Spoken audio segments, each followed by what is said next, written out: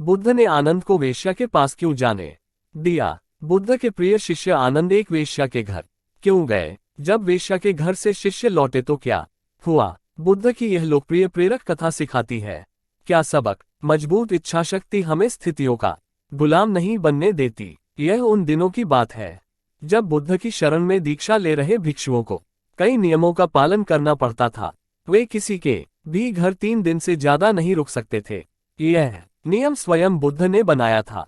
उद्देश्य यह था कि उनकी सेवा में लगे लोगों को किसी तरह की कोई तकलीफ न हो। बुद्ध और उनके भिक्षु जब यात्राओं पर निकलते थे तो वे रास्ते में आने वाले गरीब घरों में ही शरण लेते थे। वे इन घरों में अधिकतम 3 दिनों तक रुक सकते थे। 3 दिनों के बाद उन्हें अगली यात्रा पर निकल जाना पड़ता था। ये भी सुने या पढ़े, मिथिला का मतलब सिर्फ सीता नहीं, ये भी सुने या पढ़े, देश के पहले शहीद तिलकामांझी को भुला दिया हमने। एक दिन वे ऐसे ही एक गांव में पहुंचे।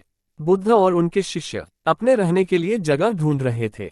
बुद्ध के शिष्य आनंद को एक वेश्या ने अपने घर रहने को आमंत्रित किया। वह बहुत ही खूबसूरत युवती थी। आनंद ने उसे कहा कि वह उसके घर पर रह सकता है, पर इसके लिए उसे बुद्ध से अनुमति लेनी होगी। क्या तुम्हें इसके लिए सचमुच अपने गुरु से अनुमति लेनी होगी? युवती ने पूछा। नहीं, मैं जानता हूँ कि बुद्ध मेरी बात मान जाएंगे, पर उनसे पूछना एक रिवाज है। ऐसा जवाब देकर आनंद बुद्ध के पास पहुंचे। हे बुद्ध, इस गांव में 3 दिनों के विश्राम के दौरान एक स्त्री मुझे अपने घर पर आमंत्रित कर रही है, लेकिन वह स्त्री एक वेश्या है।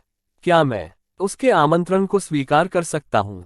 आनंद ने बुद्ध से पूछा। बुद्ध ने आनंद की ओर मुस्कुराकर देखते हुए कहा, अगर वह तुम्हें इतने प्यार से आमंत्रित कर रही है तो तुम्हें उसके निमंत्रण को ठुकराना नहीं चाहिए। जाओ और आराम से उसके घर ही रहो। आप भी पा सकते हैं बुद्ध जैसा दिमाग यहाँ। बुद्ध दिला सकते हैं हिंदू पितरों को मुक्ति। बुद्ध की यह बात दूसरे शिष्यों को गवारा न हुई। उन्होंने बुद्ध से सवाल पूछा, आप आनंद को एक वेश्या के घर कैसे भेज सकते हैं? ये भिक्षुओं के आचरण के खिलाफ है। बुद्ध ने जवाब दिया, तुम लोग थोड़ा इंतजार करो, तुम्हें 3 दिनों में अपने सवाल का जवाब मिल जाएगा। सारे शिष्य चुप हो गए। फिर आनंद अगले 3 दिनों के लिए उस वेश्या के घर रहने चले गए और बाकी के शिष्य आनंद की जासूसी में लग गए और सारी बातें बुद्ध के कान में डालने लगे। बुद्ध शालीन मुस्कान लिए चुप बने रहे। पहले दिन वेश्या के घर से आनंद और महिला के गाने की आवाज आई। ये बहुत नई बात थी। एक भिक्षु का वेश्या के साथ यूं गाना गाना। शिष्यों ने कहा, बस ये तो गया। पर दूसरे दिन घर से गाने के साथ नाचने की भी आवाजें आने लगीं। अब सारे शिष्य एक स्वर में कहने लगे, अब तो ये पक्का ही गया।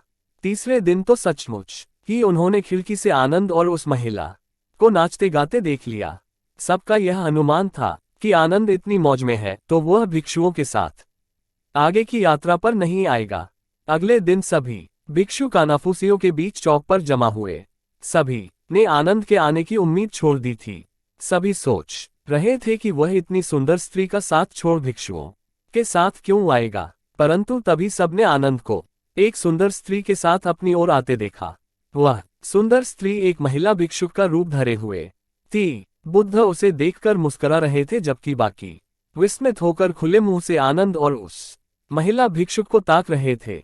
बुद्ध ने आनंद की पीठ पर हाथ रखते हुए भिक्षुओं को संबोधित किया, अगर खुद पर भरोसा है तो आपको कोई भ्रष्ट नहीं कर सकता, बल्कि अगर आपका चरित्र बलवान है तो आप भ्रष्ट को भी चरित्रवान बना सकते हैं। ऐसा कहते हुए बुद्ध ने वेश्या से भिक्षुक बनी महिला का स्वागत किया और सभी लोग आगे की यात्रा पर निकल पड़े। बुद्ध और आनंद की यह कहानी हमें सिखाती है कि अगर हमारी इच्छाशक्ति मजबूत है तो हम किसी भी स्थिति के गुलाम नहीं बनते।